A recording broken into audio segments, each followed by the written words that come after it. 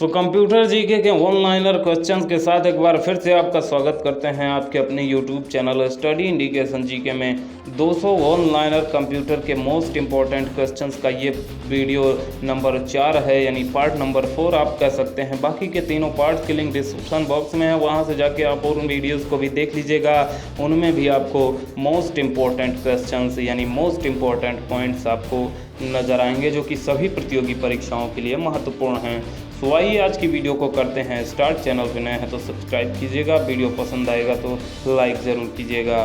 तो हमारा अगला पॉइंट आता है, किस प्रिंटर द्वारा एक स्ट्रोक में एक अक्षर प्रिंट होता है। किस प्रिंटर द्वारा एक स्ट्रोक में एक अक्षर केवल प्रिंट होता है। तो डाटा मैट्रिक्स प्रिंटर एक स्ट्रोक में केवल एक अक्षर ही प्रिंट करता है। तो अगला पॉइंट आता है कि कंपाइलर कंप्यूटर की किस प्रकार की भाषा है। कंपाइलर भाषा कंप्यूटर की किस प्रकार की भाषा है। तो निम्न स्तरीय भाषा यानी छोटे स्तर की भाषा है कंपाइलर, लेकिन है ये कंप्यूटर की ही लैंग्वेज। कौन सा सॉफ्टवेयर कंप्यूटर के हार्डवेयर को नियंत्रित करता है। कौन सा सॉफ्टवेयर कंप्यूटर के हार्डवेयर को नियंत्रित करता है। तो सिस्टम सॉफ्टवेयर जो है वो कंप्यूटर के हार्डवेयर को भी नियंत्रित करता है। अगला पॉइंट है कि कंप्यूटर में काम करने के लिए किस सॉफ्टवेयर का प्रयोग किया जाता है। कंप्यूटर में काम करने के लिए किस सॉफ्टवेयर का प्रयोग किया जाता है। एप्लीकेशंस का प्रयोग किया जाता है। कंप्यूटर में कार्य को करने के लिए एप्लीकेशंस का प्रयोग किया जाता है। स्प्रेडशीट में जिस पॉइंट पर कॉलम और रो इंटरसेक्ट करते हैं, स्प्रेडशीट में जिस पॉइंट पर कॉलम और रो इंटरसेक्ट करते हैं उसे क्या कहते हैं, सेल कहते हैं। यानी कॉलम और जो है वो स्प्रेडशीट में जिस पॉइंट पर कॉलम और रो इंटरसेक्ट करते हैं उसे क्या कहा जाता है, सेल कहा जाता है। जब एक दूसरे को काटते हैं तो वो एक सेल बन जाती है। सो अगला पॉइंट है कि ट्रैक बॉल किसका उदाहरण है। ट्रैक बॉल किसका उदाहरण है, पॉइंटिंग डिवाइस का उदाहरण है। पॉइंटिंग डिवाइस यानी ट्रैक बॉल जो है वो पॉइंटिंग डिवाइस का एक उदाहरण हो जाता है। यदि आपका कंप्यूटर खुद को रिबूट करता है तो क्या कहलाता है। यदि आपका कंप्यूटर खुद को रिबूट करता है तो क्या संभावनाएं हैं कि इसमें वायरस है। अगर आपका कंप्यूटर खुद ही रिबूट हो जाता है, खुद ही बंद होकर खुद ही ऑन हो जाता है तो वो ये आप जान लीजिए कि इसमें वायरस है। तो कमांड की वे सूचियां जो स्क्रीन पर प्रकट होती हैं, कमांड की वे सूचियां जो स्क्रीन पर प्रकट होती हैं मीनू कहलाती हैं। कमांड की वे सूचियां जो स्क्रीन पर प्रकट होती हैं मीनू कहलाती हैं। उसको आप क्लिक करके कंप्यूटर को कमांड दे सकते हैं। हार्ड डिस्क से डिलीट की गई फाइलें कहाँ भेजी जाती हैं। हार्ड डिस्क से डिलीट की गई फाइलें कहाँ भेजी जाती हैं, रिसाइकल बिन यानी कूड़ेदान में भेज दी जाती हैं। हार्ड डिस्क से जो डिलीट की गई फाइलें होती हैं वो वहाँ से आप इसको फिर से रिस्टोर कर सकते हैं। ईडीपी क्या है। ईडीपी क्या है, इलेक्ट्रॉनिक डेटा प्रोसेसिंग ईडीपी कहलाता है, इलेक्ट्रॉनिक डेटा प्रोसेसिंग। सो अगला पॉइंट है कि भारत में निर्मित परम कंप्यूटर किस प्रकार का कंप्यूटर है। भारत में निर्मित परम कंप्यूटर किस प्रकार का कंप्यूटर है। तो सुपर कंप्यूटर है।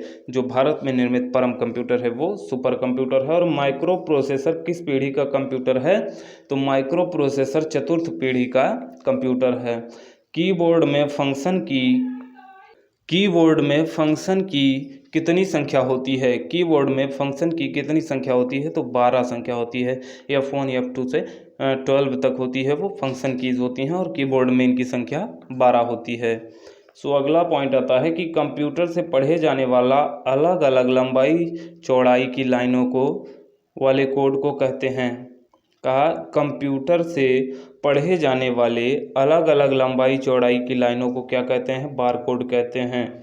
बार कोड जो कंप्यूटर रीड करता है, अलग अलग बड़ी छोटी लाइनें होती हैं वही बार कोड कहलाती हैं। और अगला पॉइंट आता है, किस प्रिंटर द्वारा स्ट्रोक से अक्षर प्रिंट होता है। किस प्रिंटर द्वारा स्ट्रोक से अक्षर प्रिंट होता है। डाटा मैट्रिक्स प्रिंटर से जो है वो एक स्ट्रोक में एक अक्षर प्रिंट करता है और इसी प्रिंटर द्वारा स्ट्रोक से अक्षर प्रिंट होता है। सो अगला पॉइंट है कि इंटरनल स्टोरेज किस प्रकार का स्टोरेज है। इंटरनल स्टोरेज किस प्रकार का स्टोरेज है। तो प्राइमरी स्टोरेज है इंटरनल स्टोरेज।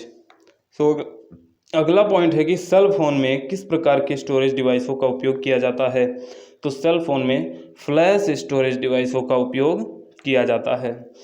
डिस्क को ट्रैकों और सेक्टरों में विभाजित करने की प्रक्रिया क्या है? डिस्क को ट्रैकों और सेक्टरों में विभाजित करने की प्रक्रिया क्या है? फॉर्मेटिंग है। डिस्क और ट्रैकों को सेक्टरों में विभाजित करने की प्रक्रिया फॉर्मेटिंग कहलाती है।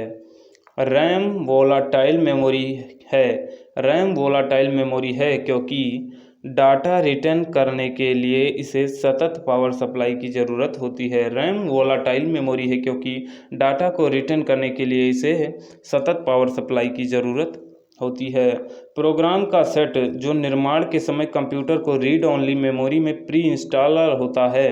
प्रोग्राम का सेट जो निर्माण के समय कंप्यूटर की रीड ओनली मेमोरी में प्री इंस्टॉल होता है फर्मवेयर कहलाता है। फर्मवेयर कहलाता है। अगर री इंस्टॉलिंग की बात आती है तो आप फर्मवेयर को टिक करेंगे। भाषा जिसे कंप्यूटर बिना ट्रांसलेट प्रोग्राम के समझता है कहलाती है मशीनी भाषा। मशीनी भाषा को कंप्यूटर बिना ट्रांसलेशन के समझ जाता है। और अगला पॉइंट आता है कि स्टोरेज का सबसे बड़ा यूनिट क्या होता है? टेराबाइट होता है।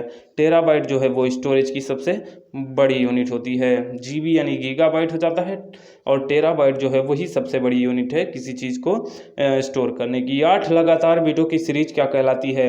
8 लगातार बिटों की सीरीज क्या कहलाती है? बाइट कहलाती है। अगला पॉइंट आता है कि प्रथम पीढ़ी के कंप्यूटर प्रयोग करते थे वैक्यूम ट्यूब का प्रयोग करते थे। प्रथम पीढ़ी के जो कंप्यूटर थे उनमें वैक्यूम ट्यूब लगे होते थे। कंप्यूटर वायरस केवल एक प्रकार का सॉफ्टवेयर है जो मुख्यतः नष्ट करते हैं। कंप्यूटर वायरस केवल एक प्रकार का सॉफ्टवेयर है जो मुख्यतः नष्ट करते हैं प्रोग्रामों को। कंप्यूटर वायरस जो होते हैं वो प्रोग्रामों को नष्ट कर देते हैं। और गूगल क्या है? तो गूगल एक सर्च इंजन होता है। गूगल क्या है? गूगल एक सर्च इंजन है। आधुनिक डिजिटल कंप्यूटरों में किस पद्धति का उपयोग किया जाता है? आधुनिक डिजिटल कंप्यूटरों में किस पद्धति का उपयोग किया जाता है? तो द्विआधारी अंक पद्धति का प्रयोग किया जाता है आधुनिक डिजिटल कंप्यूटर्स में। सो अगला पॉइंट है कि अरनेट क्या है? अरनेट क्या है? एक कंप्यूटर नेटवर्क होता है। अरनेट एक कंप्यूटर नेटवर्क है। नई स्लाइड के लिए कीबोर्ड शॉर्टकट क्या है? नई स्लाइड आपको लाना है तो उसके लिए कीबोर्ड की जो शॉर्टकट की है वो क्या है? Ctrl+N होती है। परस्पर संबंधित रिकॉर्ड के समूह को कहते हैं। परस्पर संबंधित रिकॉर्ड के समूह को क्या कहते हैं? डाटाबेस कहते हैं। परस्पर संबंधित रिकॉर्ड के समूह को डाटाबेस कहते हैं। अगला पॉइंट है कि XLSX एक्सटेंशन का प्रयोग किस तरह की फाइलों के लिए किया जाता है? XLSX एक्सटेंशन का प्रयोग किस तरह की फाइलों के लिए किया जाता है? तो एक्सेल की एक्सटेंशन कीज़ क्या होती हैं? वो दर्शाती हैं कि ये फाइल जो लास्ट में पॉइंट के बाद लिखा जाता है GPG, PNG या फिर PDF या XLSX, तो ये सब दर्शाती हैं कि ये फाइल किस जो है वो सॉफ्टवेयर या प्रोग्राम की है। तो अगला पॉइंट आता है कि ओपन, प्रिंट और सेव सभी बटन स्थित होते हैं। ओपन बटन, प्रिंट बटन और सेव बटन ये सब कहाँ स्थित होते हैं? तो स्टैंडर्ड टूल बार पर यानी सबसे फर्स्ट, सबसे ऊपर एक कोने में सबसे पहले जो होते हैं ओपन, प्रिंट और सेव सभी बटन जो स्थित होते हैं स्टैंडर्ड टूल बार में वो स्थित होते हैं। अगला पॉइंट है कि स्प्रेडशीट में जिस पॉइंट पर कॉलम और रो इंटरसेक्ट होते हैं उसे कहते हैं। स्प्रेडशीट में जिस पॉइंट पर कॉलम और रो इंटरसेक्ट होते हैं उसे क्या कहते हैं? सेल कहते हैं। इंटरसेक्ट यानी एक दूसरे को काटते हैं तो वो एक सेल बन जाती है तो वो सेल कहलाती है। अगला पॉइंट आता है कि वर्ड डॉक्यूमेंट का डिफ़ॉल्ट फाइल एक्सटेंशन क्या है? वर्ड डॉक्यूमेंट का डिफ़ॉल्ट फाइल एक्सटेंशन क्या है? यानी वर्ड डॉक्यूमेंट अगर कोई है तो उसको कैसे जानेंगे? तो DOC ये जब लास्ट में लिखा रहेगा तो वो वर्ड का डॉक्यूमेंट हो जाता है। ये एक्सटेंशन की है वर्ड की, तो ये आपको ध्यान रखना है। टास्क बार स्थित होता है स्क्रीन के बॉटम में, स्क्रीन के सबसे नीचे स्थित होता है टास्क बार, तो ये आपको ध्यान रखना है। मोस्ट इंपॉर्टेंट क्वेश्चंस हैं ऑल एग्जाम्स की दृष्टि से। सो फ्रेंड्स इसको ध्यान से देखते हुए चलेंगे। और अगला पॉइंट आता है कंप्यूटर के स्क्रीन पर ब्लिंक करने वाले प्रतीक को क्या कहते हैं? कंप्यूटर की स्क्रीन पर ब्लिंक करने वाले प्रतीक को क्या कहते हैं? कर्सर कहलाता है। जो कंप्यूटर की स्क्रीन पर आप इधर उधर करते हैं वो कर्सर कहलाता है। जंक ईमेल को क्या कहते हैं? जंक ईमेल को कहते हैं स्पैम। जंक ईमेल जो होता है उसको स्पैम कहते हैं। तो URL क्या होता है? वर्ल्ड वाइड वेब पर डॉक्यूमेंट या पेज का एड्रेस होता है। URL वर्ल्ड वाइड वेब यानी www पर डॉक्यूमेंट या पेज का जो है वो एड्रेस होता है। सो अगला पॉइंट है कि फाइलों को ट्रांसफ़र करने और संदेशों का आदान प्रदान करने के लिए किस यूटिलिटी का प्रयोग होता है। फाइलों को ट्रांसफ़र करने और संदेशों का आदान प्रदान करने के लिए ईमेल का प्रयोग होता है। ईमेल का जो है वो प्रयोग होता है। शिक्षा संस्थान सामान्यतः अपने डोमेन नाम में किसका प्रयोग करते हैं। शिक्षा संस्थान सामान्यतः अपने डोमेन नेम में .edu का प्रयोग करते हैं। .edu शिक्षा संस्थान जो होते हैं। उसके बाद अगला पॉइंट आता है कि ई कॉमर्स क्या है। ई कॉमर्स क्या होता है, तो इंटरनेट पर उत्पादों तथा सेवाओं का क्रय व विक्रय। इंटरनेट पर उत्पादों तथा सेवाओं का क्रय व विक्रय ई कॉमर्स कहलाता है। अगला पॉइंट है कि इंटरनेट से संबंधित FTP शब्द का मतलब है। इंटरनेट से संबंधित FTP शब्द का क्या मतलब है, file transfer protocol. FTP file transfer protocol FTP का जो है वो पूरा नाम है। भारत में इंटरनेट की शुरुआत कब हुई थी। भारत में इंटरनेट की शुरुआत 15 अगस्त 1995 को हुई थी। ये आपको ध्यान रखना है, मोस्ट इंपॉर्टेंट पॉइंट। भारत में इंटरनेट की शुरुआत 15 अगस्त 1995 ईस्वी को हुई थी। भारत में सर्वप्रथम किस राज्य ने इंटरनेट पर टेलीफोन डायरेक्टरी उपलब्ध कराई थी। इंटरनेट पर टेलीफोन डायरेक्टरी उपलब्ध कराई थी, तो सिक्किम राज्य ने। ये आपको ध्यान रखना है कि भारत में सर्वप्रथम किस राज्य ने इंटरनेट पर टेलीफोन डायरेक्टरी उपलब्ध कराई थी, तो सिक्किम राज्य ने। अगला पॉइंट आता है कि MICR में C का पूरा नाम क्या होता है। MICR में C का पूरा नाम क्या होता है, तो कैरेक्टर होता है। MICR में C का पूरा नाम कैरेक्टर होता है। अगला पॉइंट आता है कि OCR का पूर्ण रूप क्या होता है, optical character recognition. Optical character recognition OCR का पूर्ण रूप होता है। अगला पॉइंट आता है कितने किलोबाइट में से 1 मेगाबाइट बनता है, तो 1024 किलोबाइट से 1 मेगाबाइट बनता है और 1024 मेगाबाइट से 1 गीगाबाइट यानी GB बनती है। सो अगला पॉइंट आता है कि बाइनरी सिस्टम एक नंबर सिस्टम है जिसका आधार है। बाइनरी सिस्टम एक नंबर सिस्टम है जिसका आधार है 2। बाइनरी सिस्टम जो है उसका जो आधार अंक जो है वो 2 है।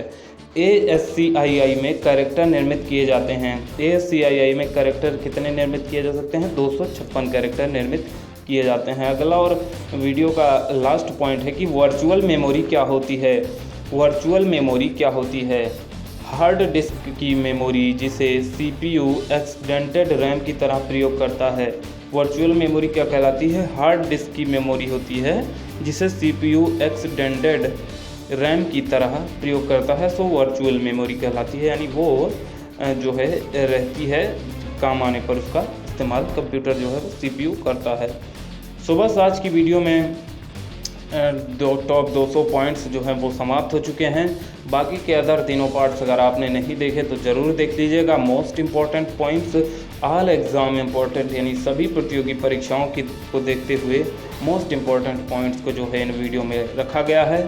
सो वीडियो पसंद आया हो तो लाइक कीजिएगा, चैनल पे नए हैं तो सब्सक्राइब कर लीजिएगा और वीडियो को दोस्तों के साथ शेयर करना ना भूलिएगा। ये कुछ शॉर्टकट कीज़ हैं कंप्यूटर की, इनको भी हम किसी वीडियो में बताने की कोशिश करेंगे। तो मिलते हैं अगली वीडियो में दमदार प्रश्नों के साथ, तब तक के लिए नमस्कार।